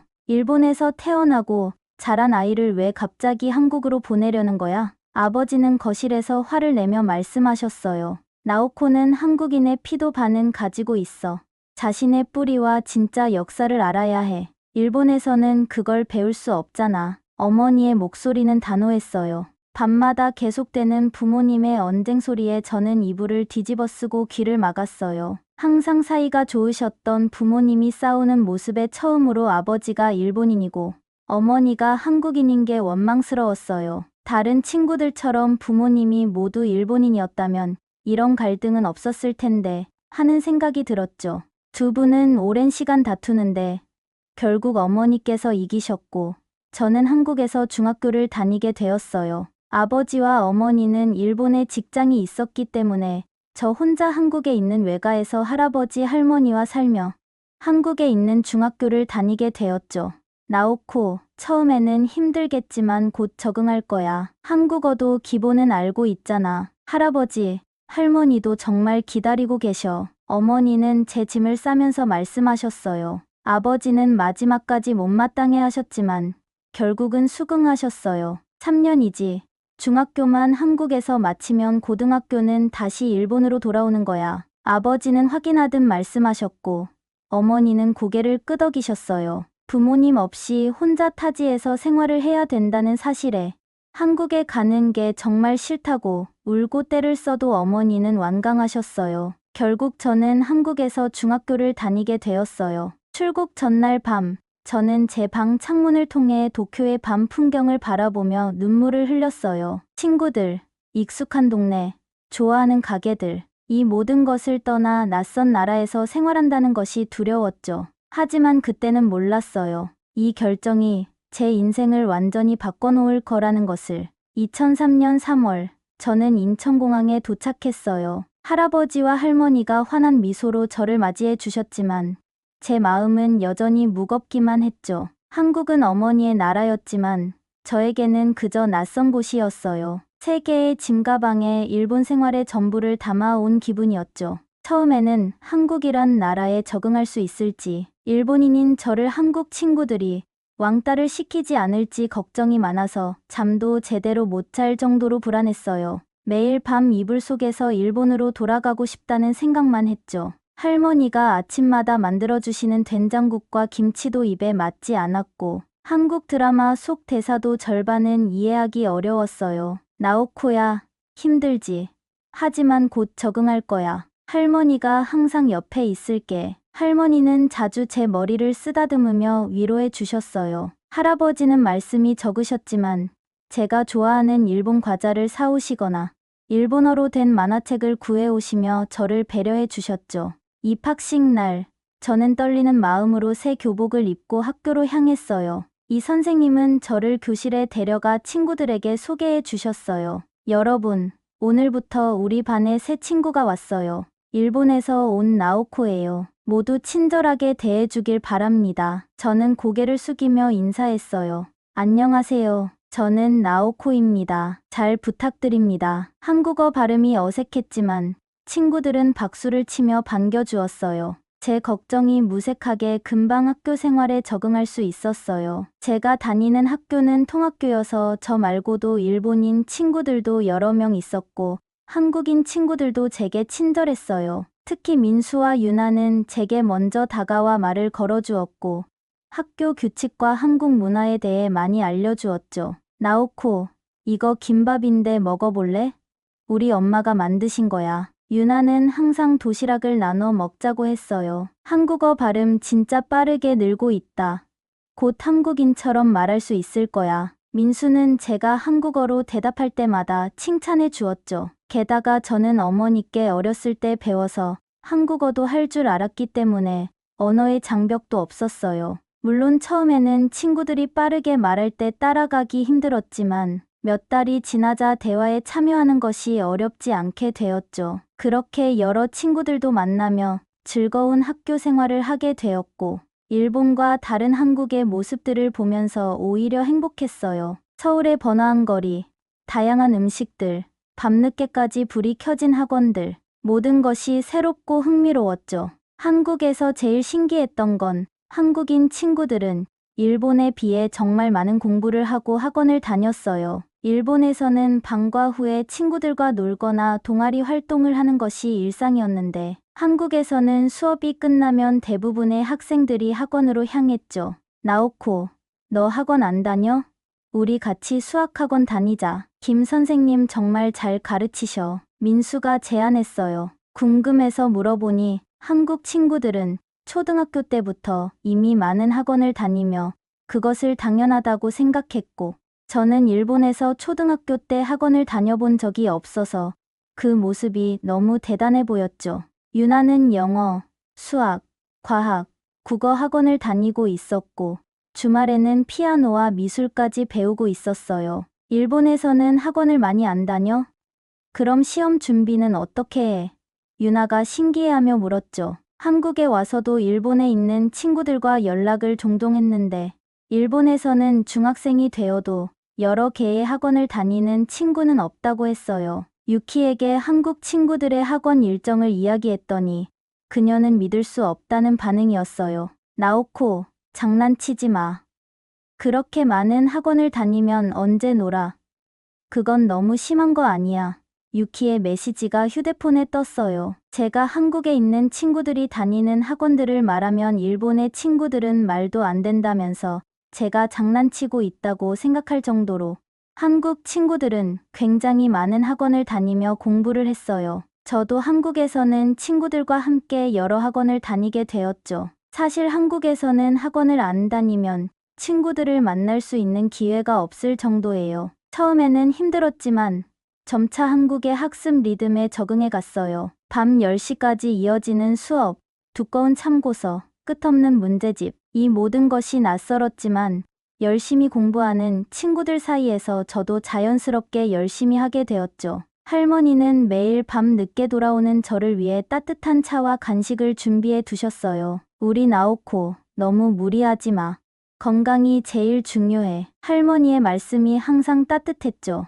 그렇게 한국에서 적응해 나가고 있었는데 저에게 평생 잊지 못할 사건이 일어나게 되고 말았어요. 그날은 중학교 3학년 역사 수업 시간이었는데 한국에 와서 처음으로 한국의 근대사를 배우는 날이라 저는 기대하고 있었어요. 초등학교 때 배웠던 한국이 일본의 도움으로 발전했다는 내용이 나올 것 같아서 두근두근 설레었고 일본이란 나라가 대단한 나라라며 추켜세워 주길 기대하는 마음도 가득했었던 것 같아요. 이 선생님은 프로젝터를 켜시고 일제강점기에 대한 슬라이드를 보여주기 시작하셨어요. 첫 장면은 1910년 한일병합조약 체결 모습이었죠. 1910년 8월 22일, 일본은 무력과 협박으로 대한제국을 강제 병합했습니다. 이로써 조선은 국권을 빼앗기고 일본의 식민지가 되었죠. 처음에 설레임도 잠시 수업이 진행되면 될수록 제 얼굴이 창백해졌고 속이 울렁거리기 시작했어요.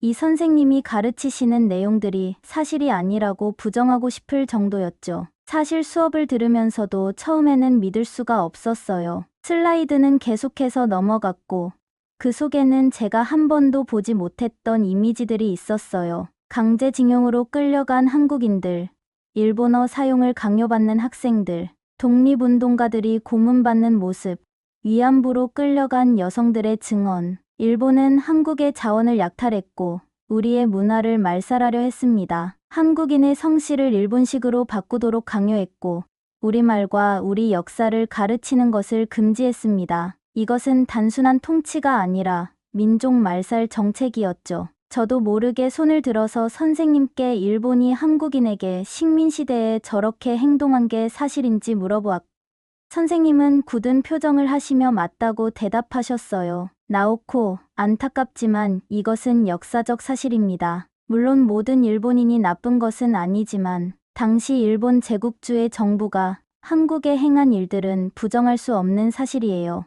역사를 들으면 들을수록 참담했던 일제시대를 상세하게 알게 되었고 저는 역사 수업을 들을 때마다 제가 일본인이라는 것이 부끄러워서 고개를 들지 못했어요. 그때 제 심정은 지금도 말로 표현하기 어려울 정도로 끔찍한 감정을 느꼈던 것 같아요. 왜 일본에서는 이런 것들을 가르쳐주지 않았을까? 저는 책상에 고개를 파묻고 생각했어요. 야마다 선생님은 왜 진실을 말씀해 주지 않으셨을까? 어머니가 말씀하셨던 것이 모두 사실이었던 거야? 역사 수업을 듣고 나면 한국인 친구들 얼굴을 보기가 힘들어서 쉬는 시간엔 교실에 엎드려 있었어요. 한국인 친구들은 그런 저에게 내색하지 않고 잘해 주었지만 저는 고개를 들지 못했고 이해하기도 힘들었어요. 나오코, 괜찮아? 얼굴색이 안 좋아 보여. 유나가 걱정스럽게 물었어요. 그냥 좀 피곤해서. 저는 억지로 미소를 지었죠. 민수는 제 책상으로 와서 조용히 말했어요. 나오코, 넌 그때 일본에 살지도 않았잖아. 내 잘못이 아니야. 역사는 역사일 뿐이고 너는 너야. 친구들의 따뜻한 말에도 저는 마음이 무거웠어요. 제가 일본인이라는 사실이 처음으로 부끄럽게 느껴졌고 동시에 일본에서 배웠던 역사가 이렇게 왜곡되어 있었다는 사실에 분노가 치밀어 올랐죠. 한국에서 배운 모든 내용은 어렸을 때 엄마에게 잠시 들은 얘기 말고는 한 번도 들어보지 못한 내용들이었어요. 왜 일본에서는 이런 비극적인 사실을 전혀 알려주지 않고 일본이 한국을 발전시켜 주었다는 말만 했는지 의문이 들기 시작했죠. 수업이 끝난 후 저는 도서관에 가서 일제강점기에 관한 책들을 찾아 읽기 시작했어요. 그곳에는 교과서보다 더 자세하고 충격적인 사실들이 적혀 있었죠. 독립운동가들의 투쟁, 학살된 민간인들의 이야기, 문화재 약탈, 인간 실험, 제가 알지 못했던 어두운 역사의 면면이 책장을 넘길 때마다 드러났어요. 밤마다 저는 일기장에 제 감정을 쏟아냈어요. 왜 일본은 이런 끔찍한 일들을 했을까? 왜 우리는 이런 진실을 배우지 않는 걸까? 내가 지금까지 믿어왔던 것들은 모두 거짓말이었던 걸까?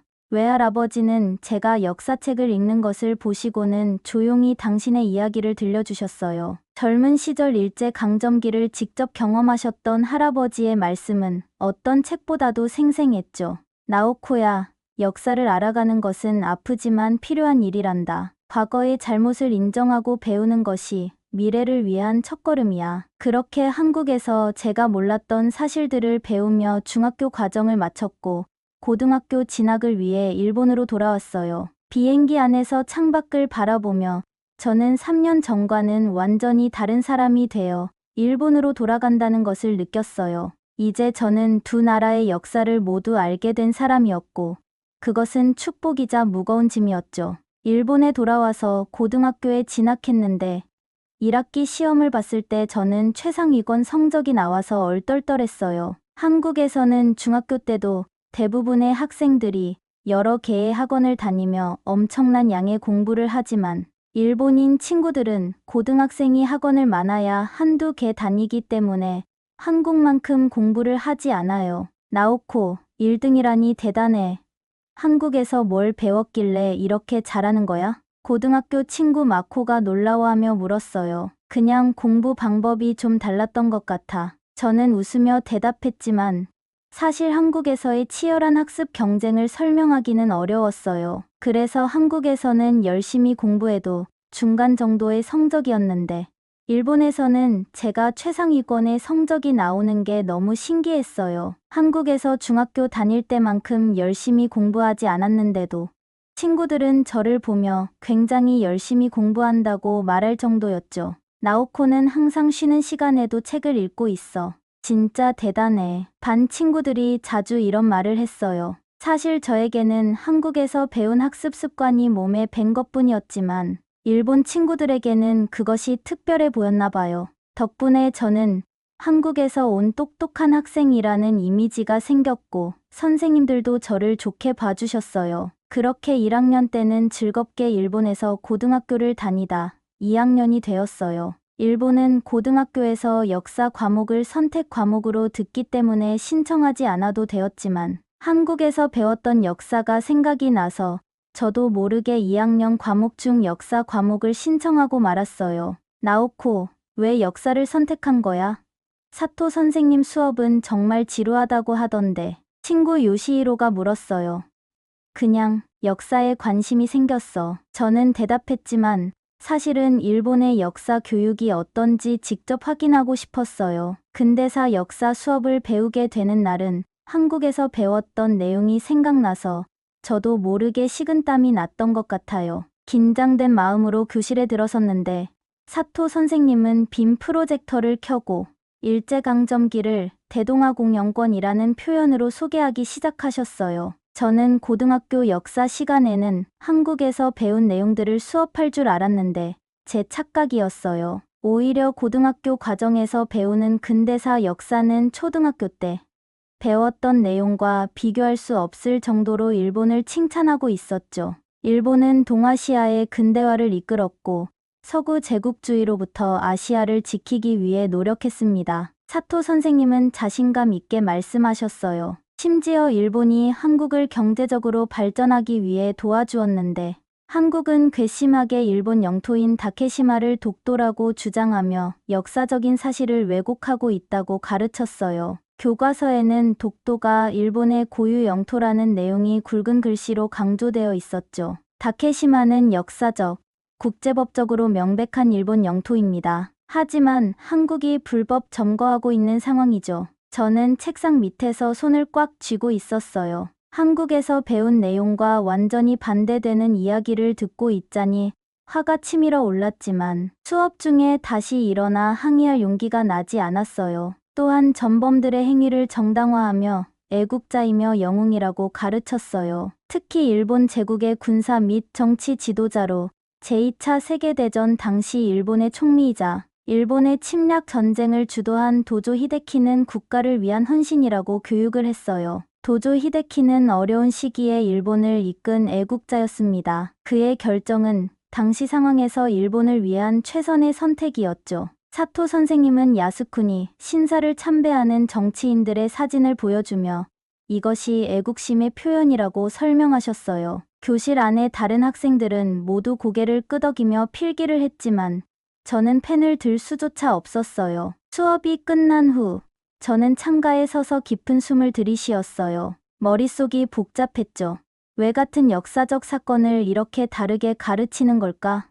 어느 쪽이 진실일까? 저는 일본 고등학교 과정의 역사 수업을 들으며 친구들에게 중학교 과정에서 혹시 위안부나 강제징용 등에 대해 배운 적이 있는지 물어보았는데 친구들은 위안부를 자발적으로 참여한 여성으로 알고 있었고 강제징용이 아닌 국가의 필요에 따른 노동력 동원이라며 제 말을 정정해 주는 친구들도 있을 정도였어요. 위안부.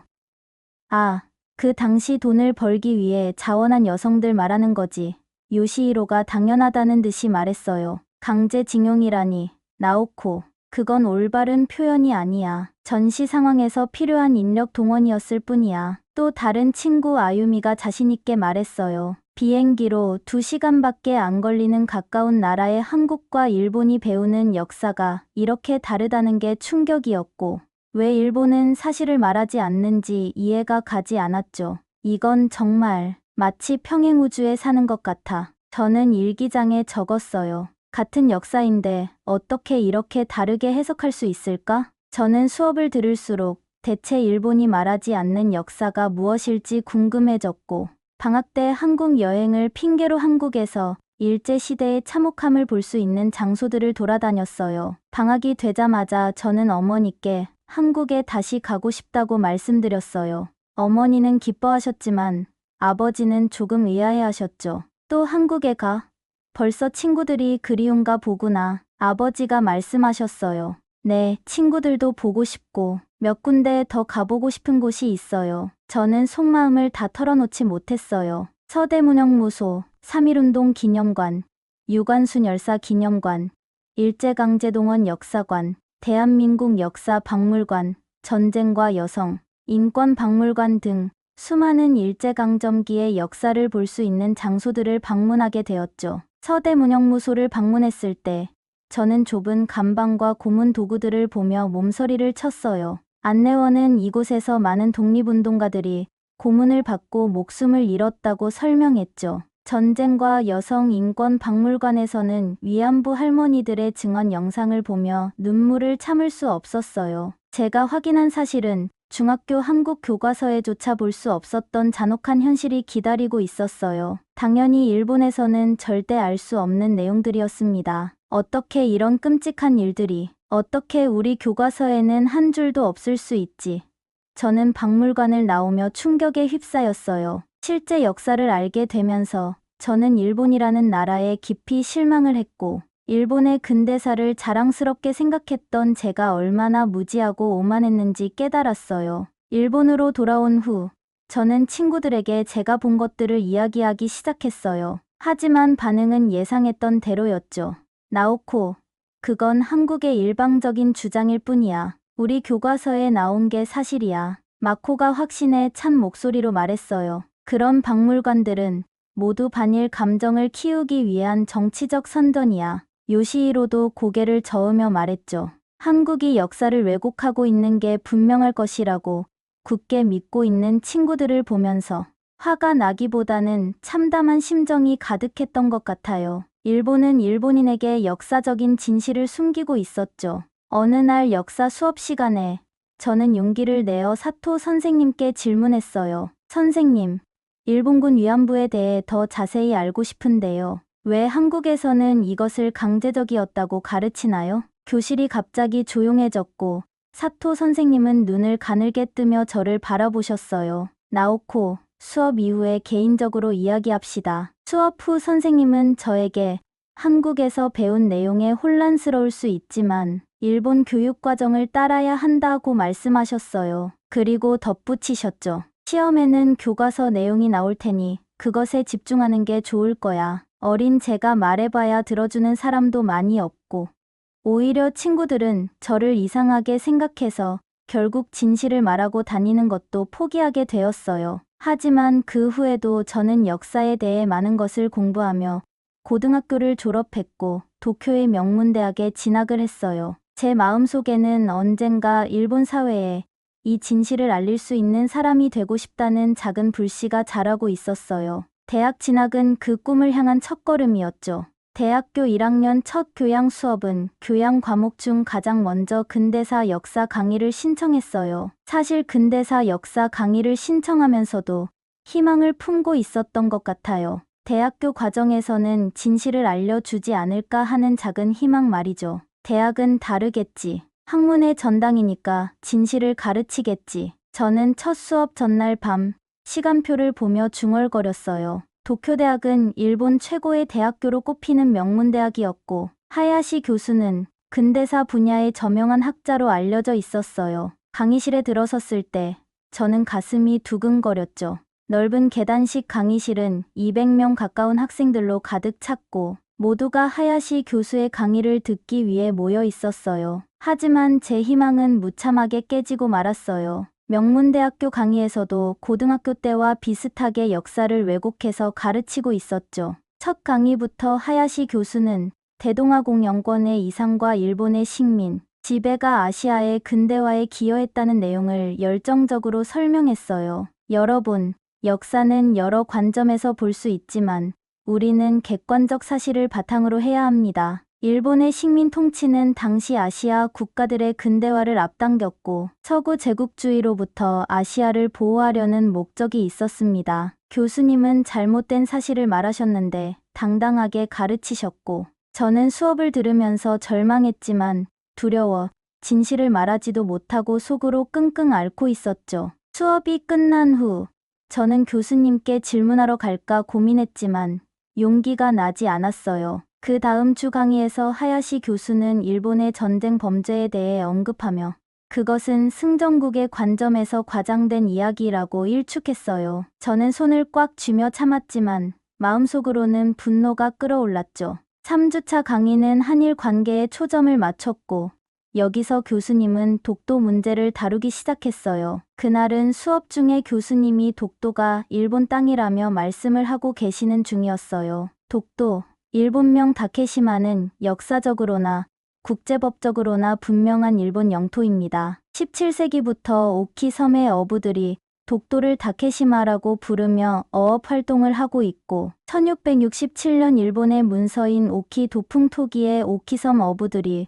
울릉도와 독도를 어업 지역으로 이용했다는 기록이 있습니다. 하야시 교수는 프로젝터에 일본 측 주장을 뒷받침하는 자료들을 띄우며 계속 설명했어요. 1905년 일본은 시마네현 고시를 통해 독도를 공식적으로 일본 영토로 편입했습니다. 이는 국제법상 무주지 선점의 원칙에 따른 정당한 영토 획득이었죠. 강의실 안에 200여 명의 학생들은 모두 고개를 끄덕이며 필기를 하고 있었어요. 저 말고는 아무도 의문을 갖지 않는 것 같았죠. 그때 제 심장은 점점 빠르게 뛰기 시작했고 손바닥에는 땀이 맺혔어요. 이대로 또 침묵해야 할까? 또 진실을 외면해야 할까? 머릿속에서 수많은 생각이 스쳐 지나갔어요. 갑자기 저도 모르게 손을 들었고 하야시 교수가 저를 지목했어요. 제 목소리가 떨리는 것을 느꼈지만 더는 참을 수 없었어요. 교수님, 한국은 삼국시대부터 독도가 한국 영토였다는 기록이 있었습니다. 제 목소리가 강의실 전체에 울려 퍼졌어요. 순간 강의실이 조용해졌고 모든 학생들의 시선이 저에게 집중되었죠. 512년 신라 지증왕 때 이사부 장군이 우상국을 정벌한 기록이 삼국사기에 나타나 있습니다. 또한 조선 세종대왕 때 편찬된 세종실록 지리지에 울릉도와 독도에 대한 기록이 있으며 독도가 조선의 영토임을 명시하고 있습니다. 하야시 교수의 얼굴이 점점 굳어지는 것이 보였지만 저는 계속 말했어요. 그동안 한국에서 배웠던 내용과 제가 직접 찾아본 자료들을 바탕으로 말이죠. 그리고 교수님이 17세기에 오키 섬의 어부들이 울릉도와 독도를 어업 지역으로 이용했던 기록이 있다고 말씀하셨는데요. 한국의 어부 안용복은 17세기 후반에 일본으로 건너가 독도가 조선의 영토임을 주장하고 일본 어민들의 불법 조업을 금지시키는 활동을 했습니다. 교수님이 말을 막으려 했지만 저는 멈추지 않았어요. 너무 오랫동안 억눌렀던 진실을 이제야 말할 수 있다는 해방감이 저를 밀어붙였죠. 교수님은 1905년에 독도를 심한해연에 편입한 것이 국제법적으로 일본의 영토로 편입했다고 말씀하셨어요. 하지만 이는 한국이 일본의 강압으로 외교권을 빼앗긴 후에 일방적으로 이루어진 조치였습니다. 한국의 정부가 1900년 대한제국 칙령 제41호를 통해 독도를 울릉도 관할로 두고 있음을 명확히 했어요. 이 칙령은 독도가 대한제국의 영토임을 공식적으로 재확인한 문서입니다. 강의실은 완전히 조용해졌고 하야시 교수의 얼굴은 점점 더 붉어졌어요. 하지만 저는 계속 말했죠. 그리고 국제법상으로도 2차 세계대전 이후 연합국은 일본의 영토를 재조정하며 독도를 한국의 영토로 인정했습니다. 샌프란시스코 강화 조약에서 독도가 한국의 영토임을 명확히 하고 있습니다. 저는 목소리를 높이며 마지막 질문을 던졌어요. 왜 교수님은 역사학자인데 진실을 말씀하시지 않는 건가요? 지금 일본은 자국민인 일본인들을 역사도 모르는 바보로 만들고 있습니다. 우리는 일본 국민으로서 진실을 배울 자격이 있습니다. 제 말에 교수님은 얼굴이 불그레해지신 채 저를 한참을 쳐다보셨어요. 저는 온몸이 덜덜 떨렸지만 지지 않고 교수님을 마주보고 있었어요. 주변 친구들은 이게 정말 사실이냐며 여기저기 대화하고 있었죠. 교수님은 잔뜩 화가 나셨는지 학생이면 학생답게 예의를 갖춰야지.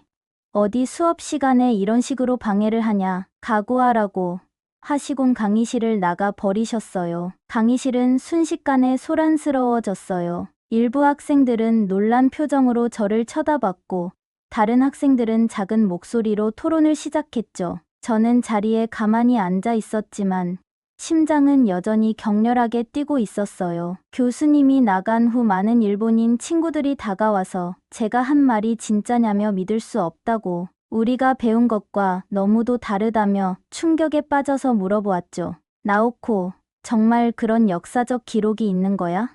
왜 우리는 한 번도 그런 이야기를 들어본 적이 없지? 소라가 놀란 눈으로 물었어요. 우리가 배운 내용과 너무 달라서 혼란스러워. 다케시도 머리를 긁적이며 말했죠. 나오코, 한국에서 공부한 게 많은 도움이 됐나 보네. 우리는 이런 다른 관점에 대해 전혀 모르고 있었어.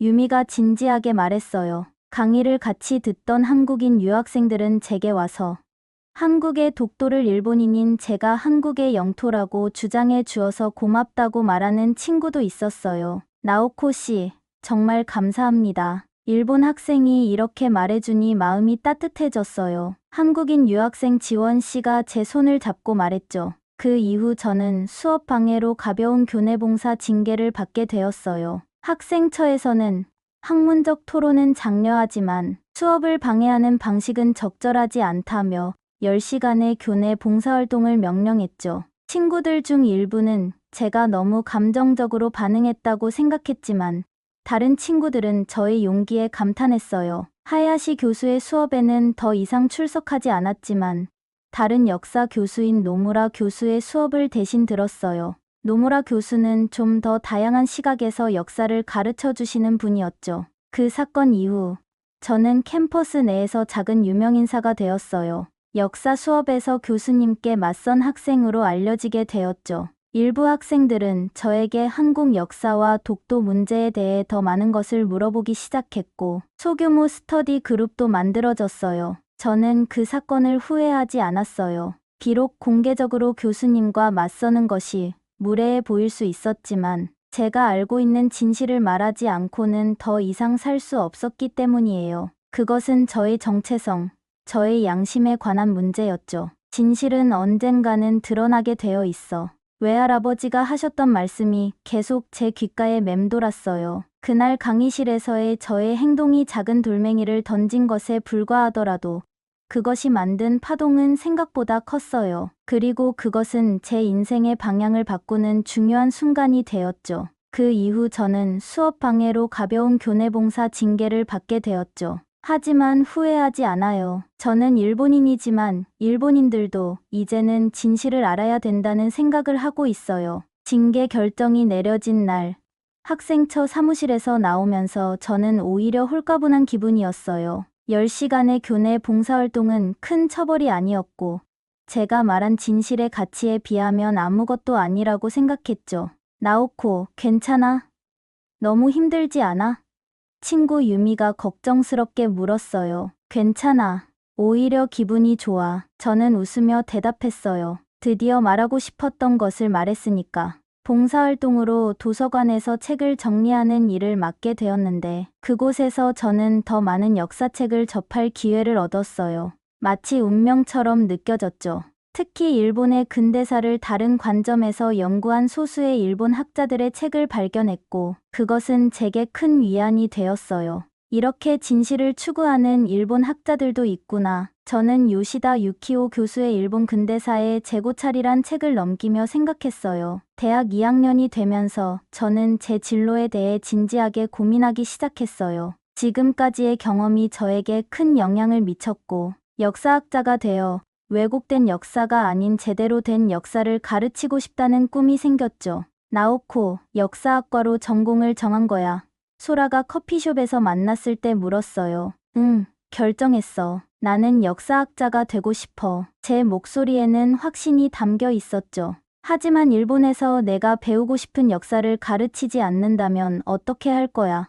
소라가 조심스럽게 물었어요. 그렇기 때문에 더 중요한 거야. 내가 진실을 알려야 할 사람이 될 수도 있잖아. 저는 단호하게 대답했어요. 저는 일본인으로서 과거의 잘못된 점을 제대로 인지하고 반성할 수 있는 일본인들이 더 많아졌으면 해요. 역사를 직시하는 것은 쉽지 않지만 그것이 진정한 발전의 시작이라고 믿어요. 대학교 3학년이 되었을 때 저는 일본과 한국의 역사 교육 비교라는 주제로 연구 프로젝트를 시작했어요. 노무라 교수님의 지도 아래 양국의 역사 교과서를 비교 분석하고 일제강점기와 독도 문제에 대한 서로 다른 서술 방식을 연구했죠. 이건 정말 중요한 연구예요. 나오코. 노무라 교수님은 제 연구 계획서를 검토하시며 말씀하셨어요. 이런 비교 연구가 더 많이 이루어져야 진실에 가까워질 수 있어요. 저는 연구를 위해 한국을 여러 번 방문했고 한국의 역사학자들과도 인터뷰를 진행했어요. 그 과정에서 양국의 역사 인식 차이가 얼마나 깊은지 더욱 실감했죠. 하지만 동시에 양쪽 모두에서 진실을 추구하는 학자들을 만났고 그것이 저에게 희망을 주었어요. 제 연구는 작은 학내 저널에 실리게 되었고 비록 큰 주목을 받지는 못했지만 몇몇 역사학과 학생들과 교수님들 사이에서 토론의 주제가 되었어요. 그것은 제게 큰 성취감을 주었죠. 나오코, 내 연구가 정말 흥미로웠어. 앞으로도 이 주제를 계속 연구할 거야. 연구실 동료인 다케시가 물었어요. 물론이지. 이건 시작에 불과해. 앞으로 더 깊이 파고들 계획이야. 저는 자신감 있게 대답했어요. 제가 사연을 쓰게 된 이유도 제가 쓴 사연을 더 많은 일본인들이 봤으면 하는 생각에 고민 끝에 사연을 보내게 되었어요. 역사의 진실을 알리는 것은 쉬운 일이 아니에요. 때로는 외로운 싸움처럼 느껴지기도 해요. 하지만 제가 경험한 것처럼 진실을 알게 되면 세상을 보는 시각이 넓어지고 더 나은 미래를 만들어갈 수 있다고 믿어요. 할아버지, 할머니, 그리고 어머니가 알려주신 용기와 진실의 가치를 절대 잊지 않을 거예요. 저는 최근 한국을 방문했을 때 외할아버지 산소 앞에서 이렇게 다짐했어요. 지금 저는 대학원 진학을 준비하고 있어요. 역사학을 더 깊이 공부하고 언젠가는 양국의 화해와 이해를 돕는 역사학자가 되고 싶어요. 그것이 제가 혼혈인으로서 그리고 진실을 알게 된 사람으로서 할 수 있는 가장 의미 있는 일이라고 생각해요. 나오코, 내가 선택한 길이 쉽지는 않을 거야. 하지만 진실은 항상 힘이 있어. 어머니는 제 결정을 지지하며 이렇게 말씀하셨어요. 저는 한국과 일본 두 나라의 혼혈로 태어난 것이 이제는 축복이라고 생각해요. 두 나라의 문화와 역사를 모두 이해할 수 있는 특별한 위치에 있기 때문이죠. 그리고 그 이해를 바탕으로 더 나은 미래를 위해 기여하고 싶어요. 제 긴 사연 들어주셔서 감사합니다. 저는 앞으로도 진실을 추구하는 여정을 계속할 거예요. 그리고 언젠가는 더 많은 일본인들이 과거의 진실을 인정하고 한국과 진정한 화해의 길을 걸을 수 있기를 진심으로 바랍니다. 지금까지 나오코님의 사연이었습니다. 나오코님의 사연을 보면서 일본 학교에서 일제강점기 역사를 일본이 한국을 발전시켜 주었다고 가르쳤다는 사실이 정말 놀랍네요. 한국과 일본, 이웃 나라이지만 같은 역사적 사건을 이렇게 다르게 가르치고 있다니 가슴 아픈 일입니다. 역사는 단순히 과거의 이야기가 아닌 미래를 위한 교훈이 되어야 하는데 왜곡된 역사 교육은 양국 간의 진정한 화해를 방해하는 장벽이 되고 있는 것 같아요. 그런 상황에서 나오코님처럼 용기 있게 진실을 찾아 나서고 그것을 알리려고 노력하는 분이 계시다는 것은 정말 다행입니다. 사실 역사를 왜곡하는 일본 정부는 싫지만 나오코님 같은 일본인이 있어서 다행이라고 생각해요. 어느 나라든 잘못된 과거는 있을 수 있지만 그것을 인정하고 반성할 때 진정한 화해와 발전이 시작된다고 생각합니다. 나오코님이 앞으로 훌륭한 역사학자가 되어 양국의 화해와 이해를 돕는 다리 역할을 하시길 진심으로 응원합니다. 한국의 독도를 한국의 땅이라고 용기 내서 말씀해 주신 것 감사합니다. 이번 사연이 재밌으셨다면 구독과 좋아요, 알림 설정 부탁드립니다. 더 재미있는 사연으로 돌아오겠습니다. 이상 코리아 원더풀이었습니다.